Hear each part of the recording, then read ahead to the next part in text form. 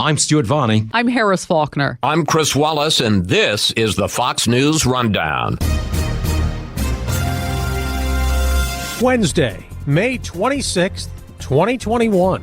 I'm Dave Anthony. There's more scrutiny than ever on China over COVID's origins and if the virus got out of a lab. It is absolutely imperative that we understand what happened so we can prevent another 3 million lives, or perhaps next time 30 million lives, from perishing. If the Chinese Communist Party is going to be conducting viral research that endangers the world must unite to stop them from doing that. We speak with former Secretary of State Mike Pompeo. I'm Lisa Brady.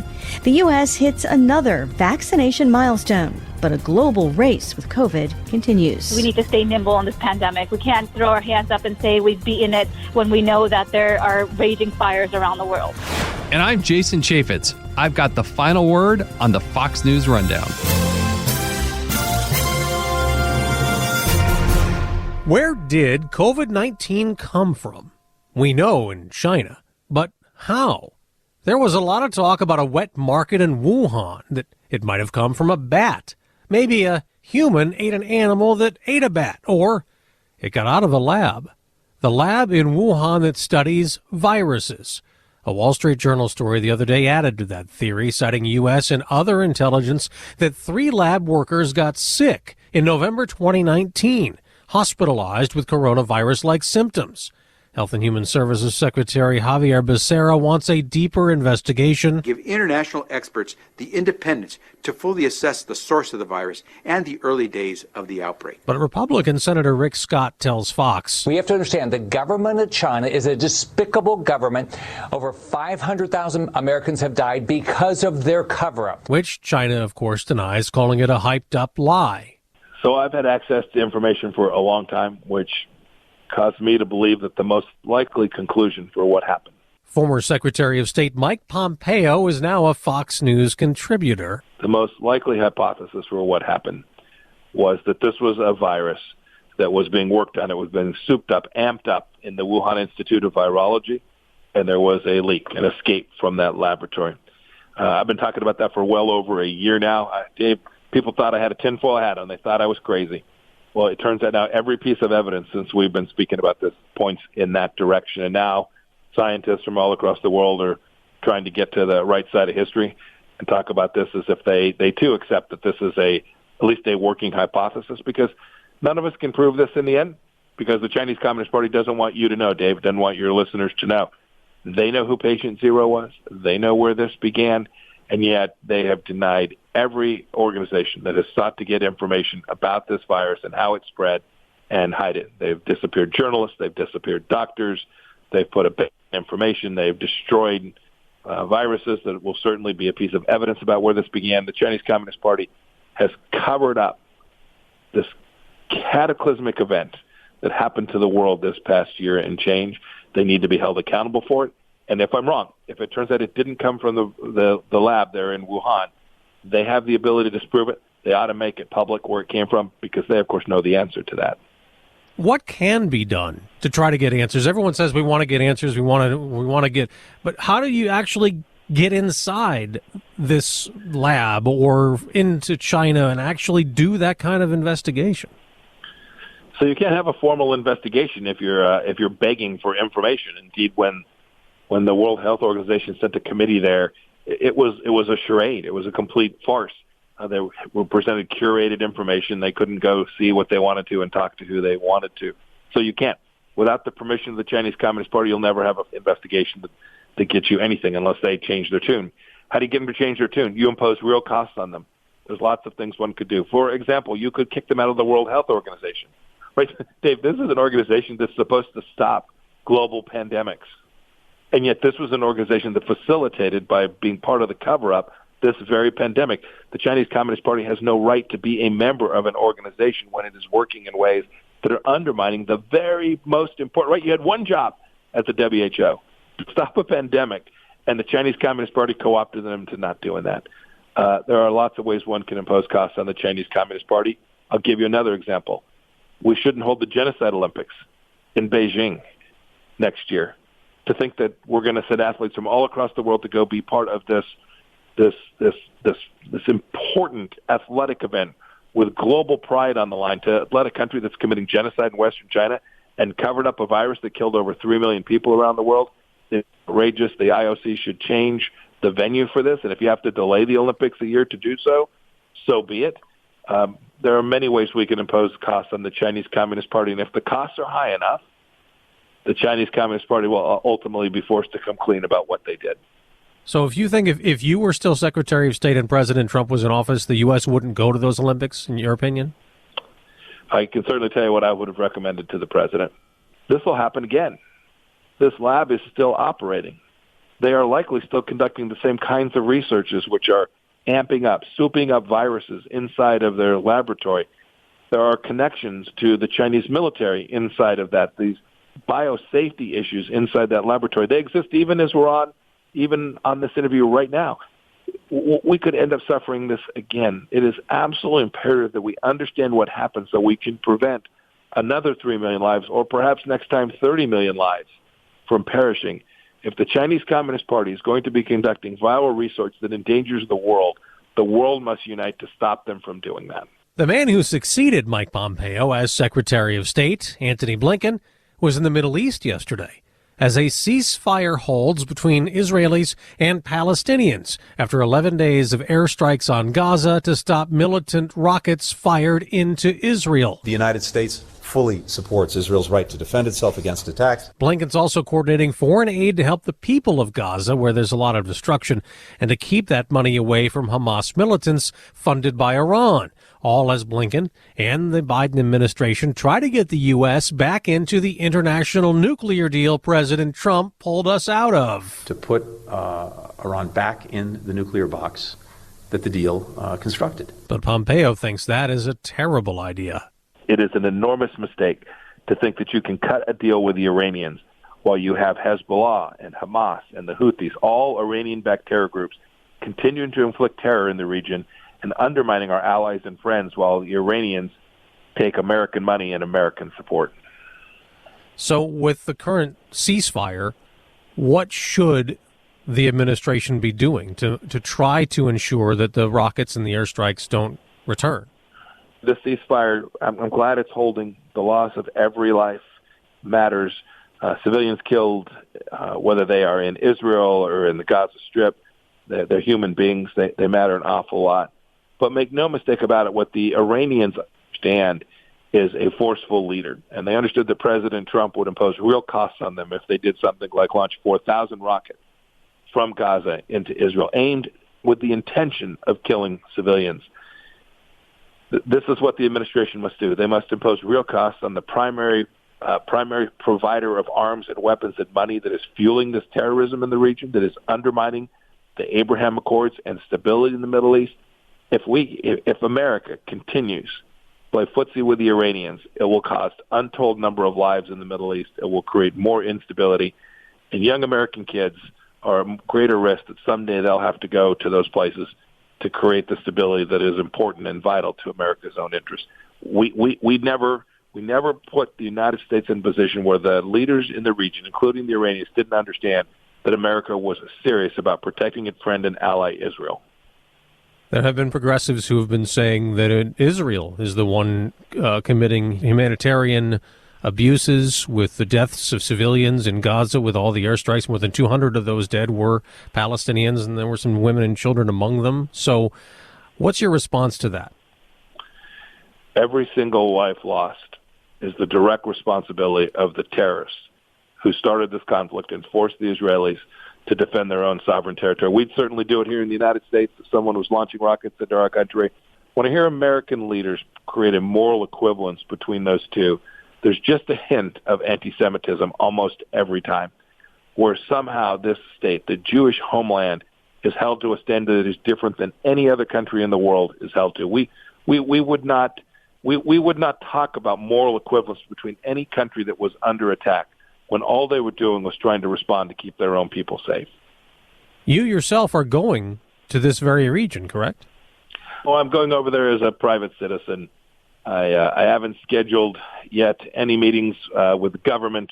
I actually spoke with Secretary Blinken. I told him why I was going over there. I only wish my predecessor, John Kerry, would have behaved the same way. I made a commitment. I wouldn't undermine American foreign policy. I'm no longer the Secretary of State. I'm going over there to do what's in America's best interest. I'll always do that. Do you believe that John Kerry did try to undermine your work with Iran and you, what you did with Iran and undoing the nuclear deal that he was so involved in before you guys took office? Oh, of course he did. He was meeting with an American adversary. He was meeting with Foreign Minister Zarif, a terrorist himself. He was meeting with Mr. Zarif with the direct intention of telling him, don't worry, just wait. There'll be another election. There'll be another time. The pressure campaign, the amazing pressure that the United States was putting on the Iranian regime. And he was telling them, just hang on. If you can just wait until this election, and when the new administration comes in, you'll get the economic relief that your people need. And, of course, that appears to be what this administration is intent upon doing. How will you avoid people saying that you were trying to do the same thing to the Biden administration, going to the Middle East? Oh, goodness, because my meetings are everything I do is going to be public, save for the party that I'm going to attend. The director of Mossad, who was my counterpart when I was the CIA director, is retiring. I'm going over there to attend his retirement party, and then I have some private meetings with some commercial business people for the reason for my visit. Russia is another big issue, from election meddling to cyber attacks in the U.S. and more. President Biden will have a face-to-face meeting, his first, with Russian President Vladimir Putin next month in Geneva. I hope that President Biden in that meeting will make clear to the Russians American expectations. The job is to protect America. That's his role. And we saw what happened with the airplane that was traveling over Belarus. We should find out if the Russians were connected to this.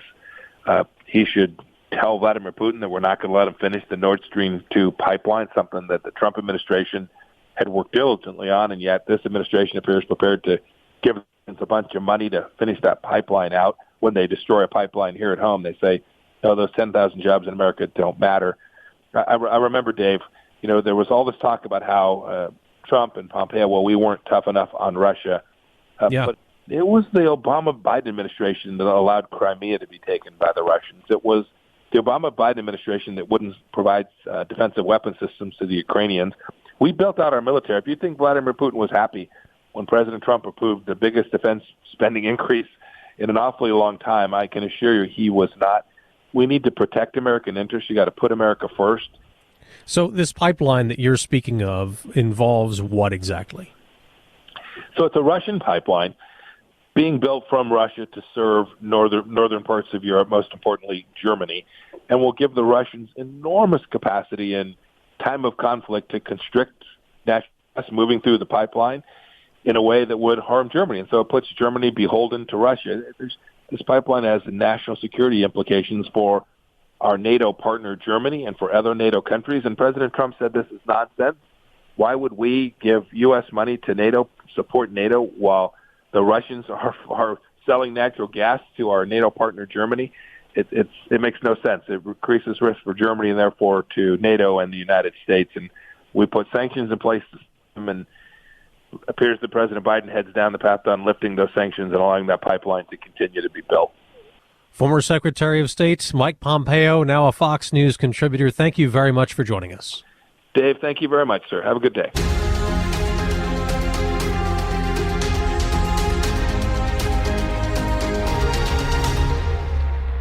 This is Jason Chaffetz with your Fox News commentary coming up.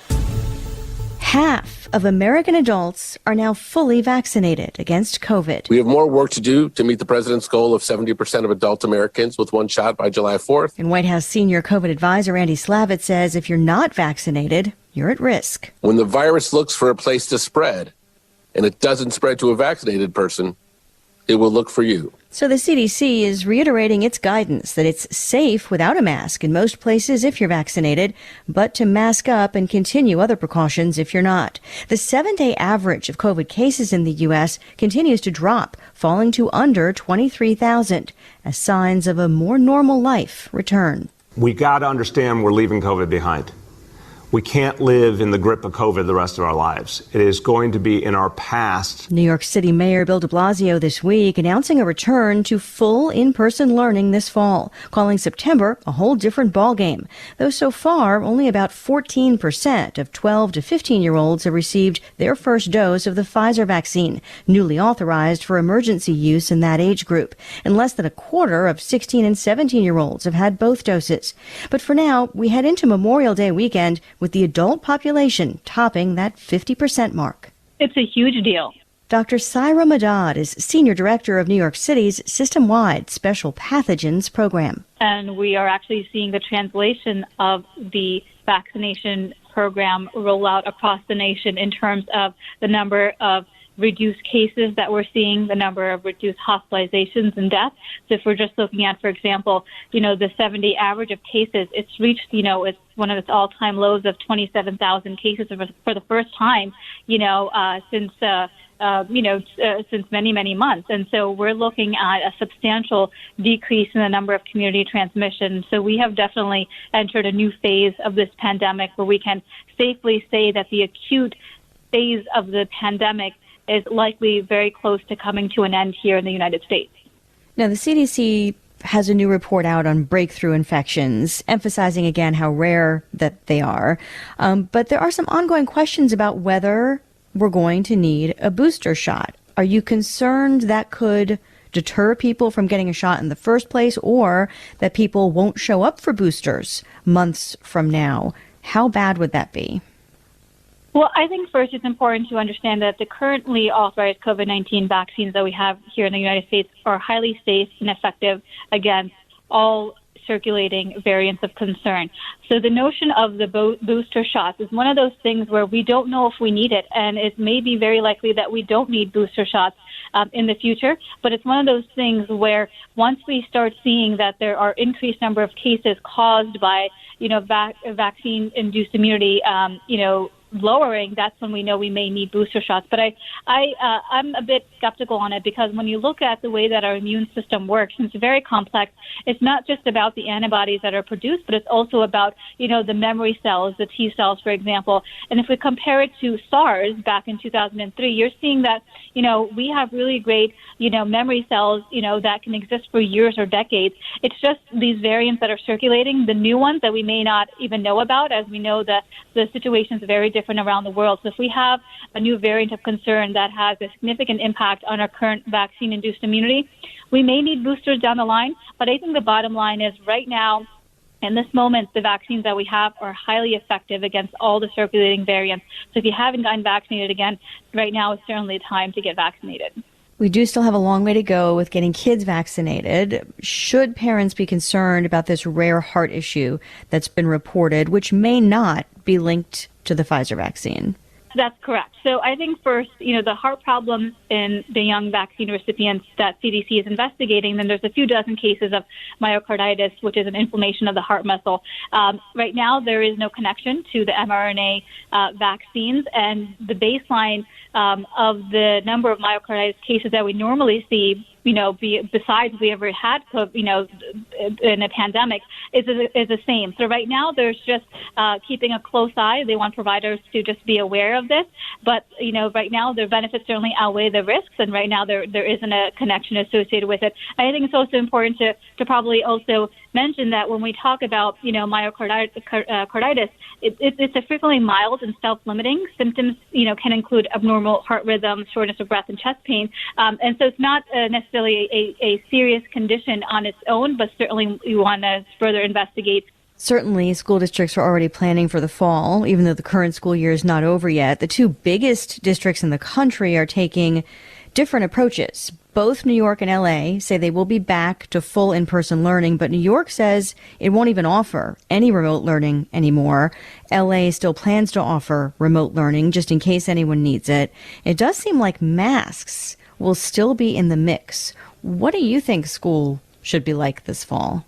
So, I think it's one of those things where as our vaccination continues to increase in terms of community immunity levels, we'll be in a very different, situation come, the fall. And if we're looking at, for example, some of the forecasts that are being done by many prominent models, including the Institute for Health Metrics and Evaluation at the University of Washington, they predict fewer than 7,000 daily cases by mid-August and fewer than 120 deaths. And again, we'll take that with a grain of salt because these are just models. But at the same time, I think that just knowing that we're going to have continuous mask requirements in schools with the distancing that CDC has put in, I think right now it's a good guidance, and it will likely change as our dynamics of community transmission continues to decrease. So I think come August things will look different. The world is really still debating where the new coronavirus came from.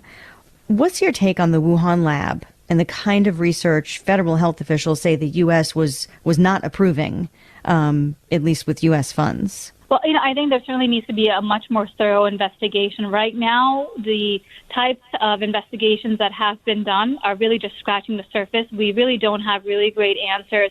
And in order for us to get to the bottom of the origin, we certainly need to have much more transparency and collaboration on the global scale, along with various governments, including China.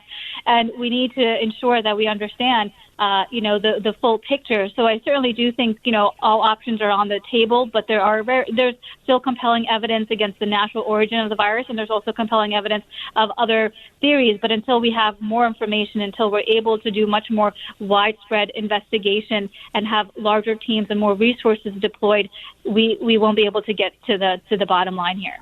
If this was a lab accident, and I realize that's a big if, but assume it was for a second, how common are these kinds of accidents? Is this something that, doctors like you feared could happen? Oh, absolutely. I've been in the field of biopreparedness for many, many years. And when we talk about, infectious disease outbreaks, one of the phases or one of the aspects that we often look at is not just the unintentional infectious disease outbreaks, but the intentional or the deliberate use of infectious disease, to harm civilians and the general population. And so we look at multiple different ways that can happen. It could be unintentional in terms of a lab leak, and if you go back and take a walk down history, there have been instances of it, and there's been intentional as well. So I think that is this something new? No, it's not something new if you look back at history, but we certainly just need to get to the bottom line and ensure that, there's accountability of what's happening. Organizers of this summer's Tokyo Olympics, the postponed Olympics from last year, say they are happening in July, even if Japan has a state of emergency still in effect. The U.S. State Department has come out, though, and urged people not to travel there. Is that advisory overkill at this point, or is that level of caution still needed? I still do think there's a level of caution that's needed because in the United States, we're in a very different and unique position given our vaccination rates and the low number of community transmission that we're now starting to see across the United States. But around the world, we're in a very different picture. In fact, these are one of the worst days of this pandemic for other countries. And so I think we need to make sure we keep our guard up and not put ourselves in a situation where even though we're vaccinated, we're now going into an area with very high levels of community transmission with variants that we may not even have discovered or known about that may have an impact on our vaccine-induced immunity. So I do think that it's important to continue to abide by COVID-safe behavior and very high levels of community transmission in countries that have uncontrolled, ongoing, raging pandemic there. What do you think is the bigger test for the effectiveness of the vaccines? Will it be this summer, or will the real test be the fall, winter flu season when it comes around again? I do think when we start going back into the colder months, that's when we, we'll see more of a, overall kind of test to our vaccine-induced immunity as well as time progresses. Because as we know, the pandemic continues to rage on across the world. This pandemic is far from over. If you're looking at countries around the world where a number of countries haven't even seen one COVID-19 vaccine administered yet. There are several countries that have started it. We've only administered over 1 billion vaccines around the world, which is nowhere near where we need. And so there's certainly a very high chance and possibility that you're going to with the ongoing transmission of the virus, there's more opportunity for it to mutate, and there's more opportunities to have new emerging variants of concern or high consequence variants of concern, which we haven't seen yet. So I think all those things certainly are a possibility right now. I think the key here is we need to stay nimble in this pandemic. We can't throw our hands up and say we've beaten it when we know that there are raging fires around the world. One last follow-up, because a lot of people seem very excited to get out and do things this summer that they weren't doing last summer. Does that worry you? Oh, yeah, I think in the United States in particular, I think given that we have such great, vaccination rates that are ongoing, we have low numbers of community transmission, I feel much more confident.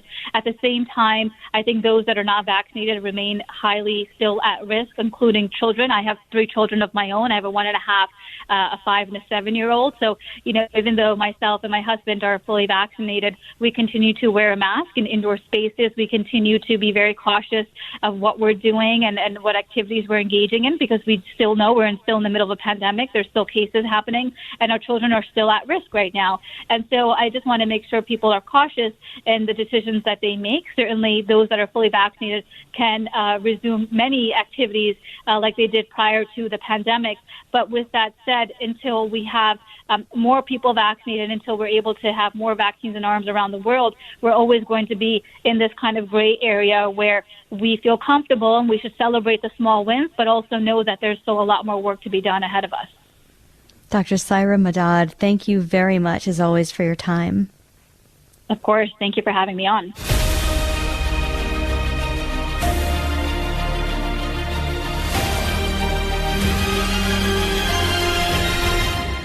From the Fox News Podcasts Network. I'm Ben Domenech, publisher of The Federalist, and I'm inviting you to join a new conversation with the smartest thinkers out there about the country and where we're going. Subscribe to the Ben Domenech Podcast. Subscribe and listen now by going to foxnewspodcasts.com. It's time for your Fox News commentary.